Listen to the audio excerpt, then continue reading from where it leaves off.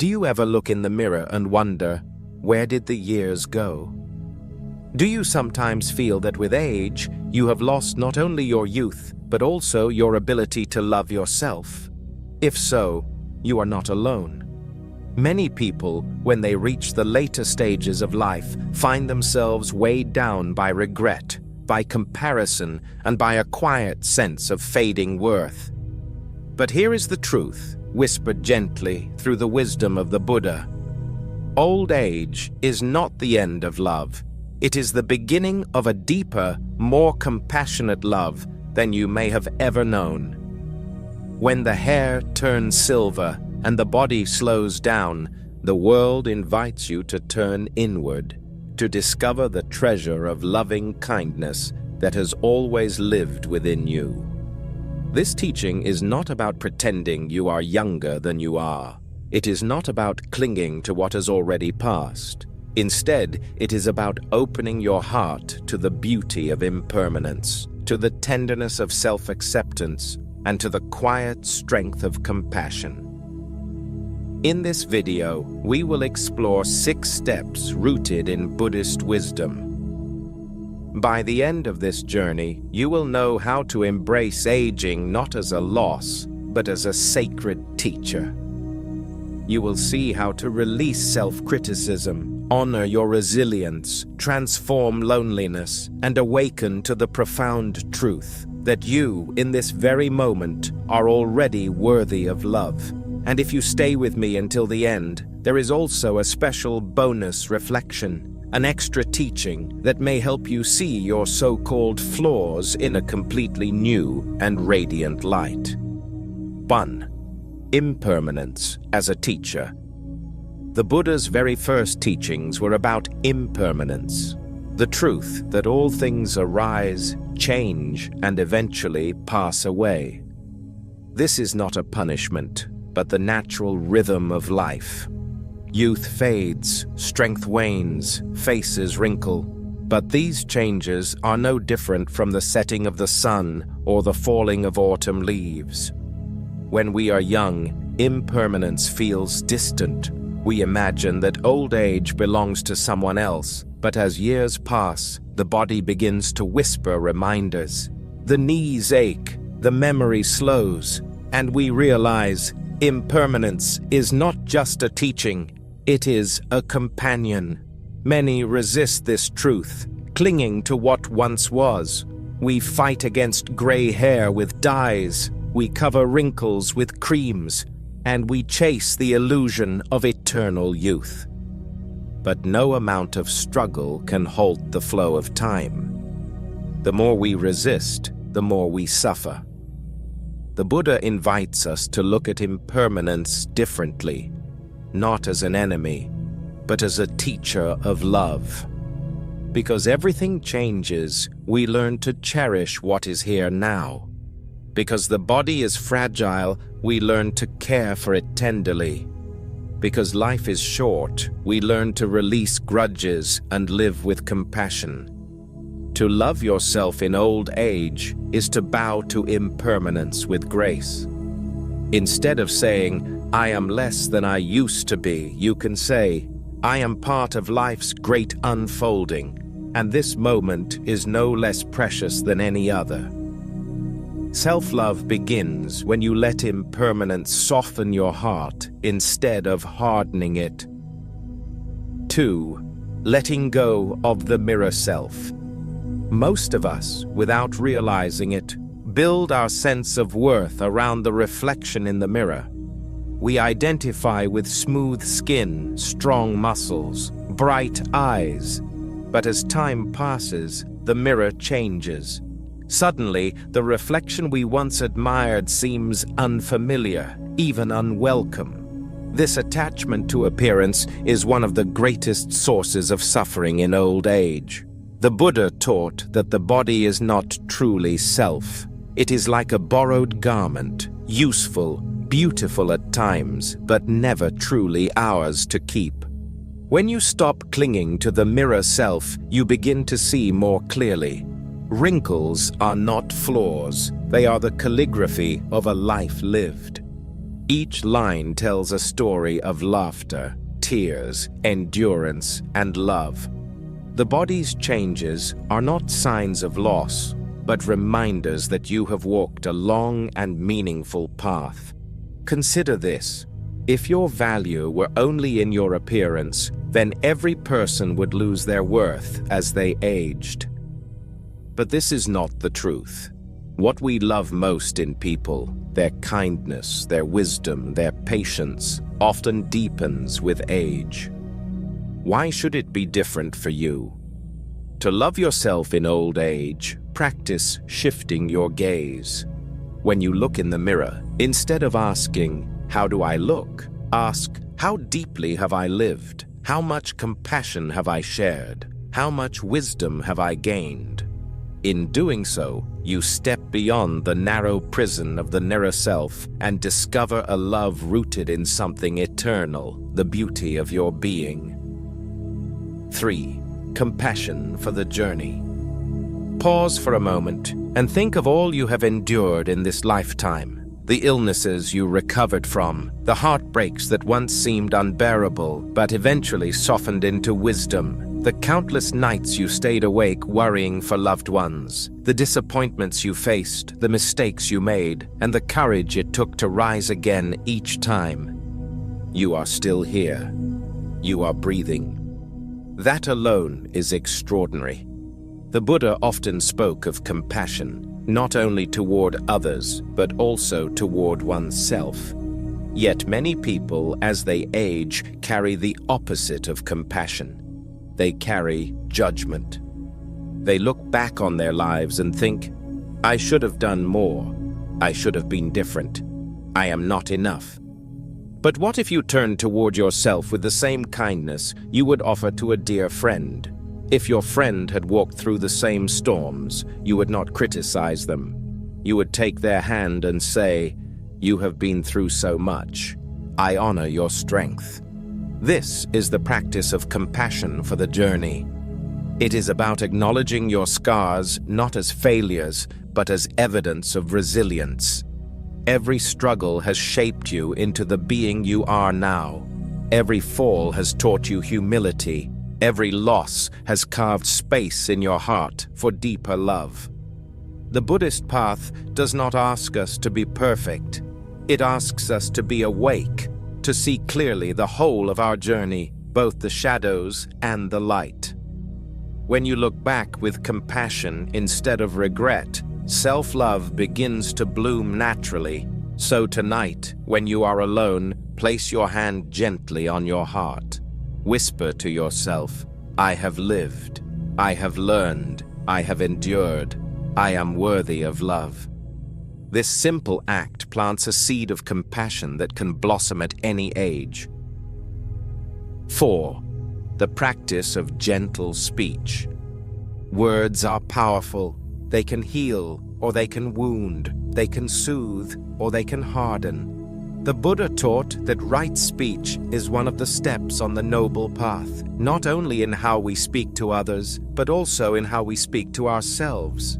Notice the words you use in your inner dialogue. Many older people, without realizing it, repeat harsh phrases. "I am too old. I am useless. My best days are behind me." These words sink deep into the heart, shaping how you see yourself. Over time, they create a prison of negativity. But what if you replace these phrases with gentle speech? What if, instead of saying, "I am too old," you said, "I am seasoned with wisdom"?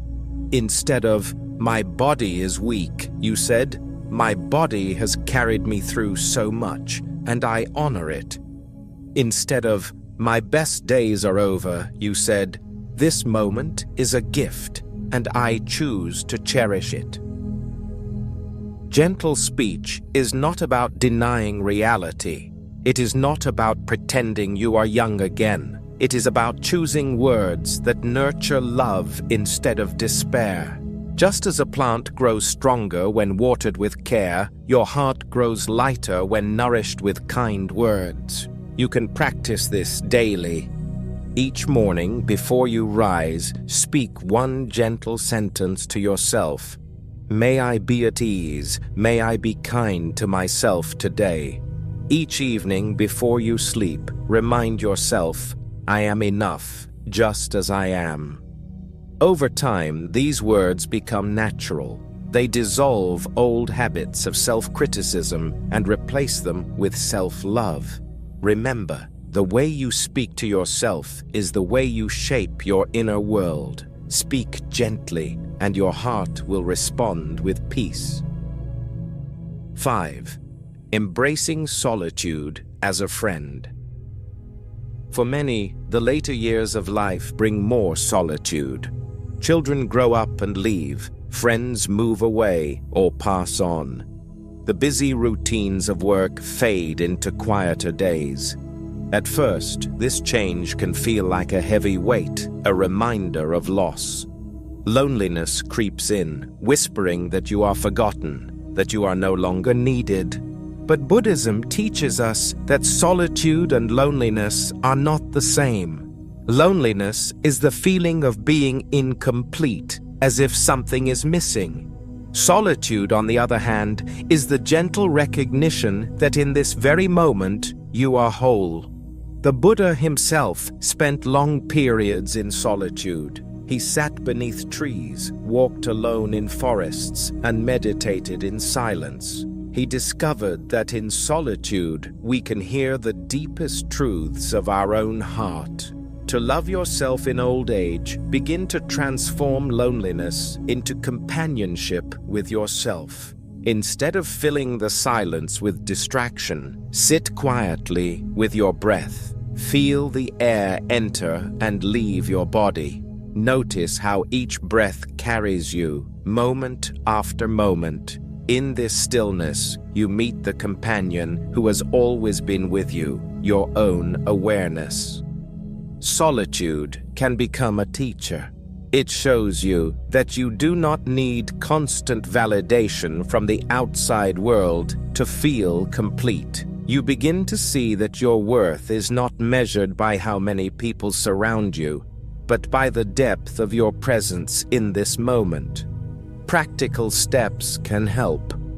Dedicate time each day to be with yourself, not out of obligation, but as an act of love.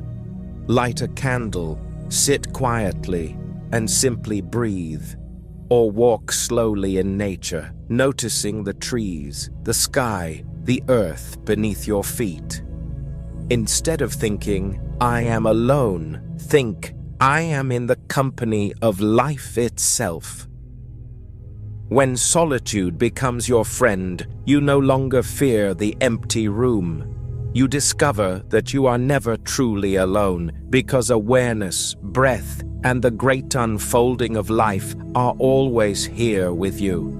This gentle friendship with yourself is one of the deepest forms of self-love. 6. Seeing yourself as part of all beings. There is a profound teaching in Buddhism. No self exists in isolation.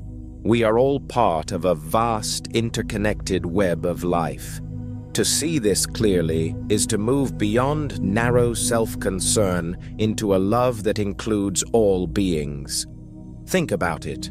Your breath is given by the trees, which transforms sunlight into oxygen. Your food is grown by the earth, nurtured by rain and farmers' hands. Every part of your life is woven together with countless others. You are never separate. You are the universe expressing itself as you. When you forget this truth, it is easy to fall into self-criticism. You may think, I am small, I am unimportant, my life does not matter. But when you remember interconnection, you see that your very existence is a gift to the whole. Your smile may lift the heart of a stranger. Your patience may soothe a child. Your quiet wisdom may guide someone younger. Loving yourself in old age, then, is not selfish. It is an act of harmony. When you soften toward yourself, you naturally soften toward others. Compassion radiates outward. By caring for your own heart, because you've shown her that you'll tolerate being treated as an option. And once a woman sees you as a man who accepts crumbs, she rarely upgrades you to a man she respects. You might think patience proves your loyalty, but in dating, patience often reads as weakness. Attraction isn't built by waiting. It's built by action, clarity, and standards.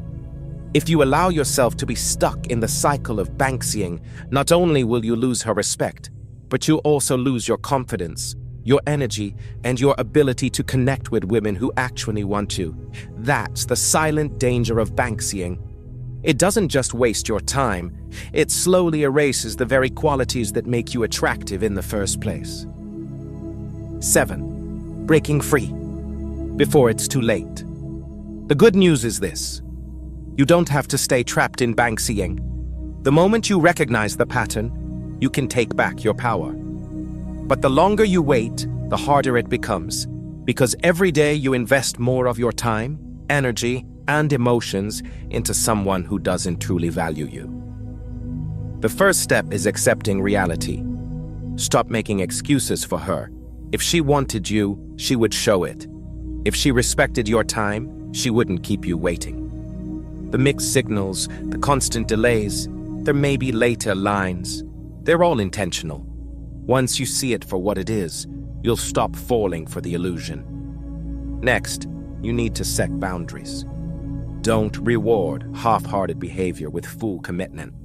If she cancels, don't reschedule endlessly. If she's vague, don't keep chasing clarity. Your time is valuable. Treat it that way. The more you tolerate crumbs, the less she'll ever respect you. Finally, the most powerful move you can make is to walk away. Not angrily, not dramatically, just calmly and decisively. Show her, and more importantly yourself, that you're not afraid to leave. The second you do, you regain your confidence, your energy, and your freedom to find someone who genuinely wants to be with you. Many might not like this, but it needs to be said. If you're being Banksyed, it's not just her fault, it's yours too. Because every time you tolerate Nick Sidluls, every time you wait for a woman who clearly isn't choosing you, you're silently agreeing to be treated as less than you deserve. And no man with self-respect should ever accept that. Now I know that might sting, but sometimes the truth has to be told. Ghosting hurts, yes. But Banksying is worse because it only works on the men who allow themselves to be strung along. If you've been through this, it's time to wake up. Stop confusing attention for affection and stop being proud of patience that only keeps you stuck. Now I want to hear from you. Have you ever been Banksyed? Did you realize it in time? Or did it take months of wasted energy before you saw the truth? Drop your experience in the comments. I'll be reading, and I'll even reach out to some of you directly. Let's connect, because you're not alone in this. Also, stay tuned, because in the next video, I'm going to reveal the subtle signs women give when they're secretly keeping another man as a backup option. You don't want to miss that. So click on that subscribe button, and also hit the notification bell so you would be the first to know when it's out. I'll see you then.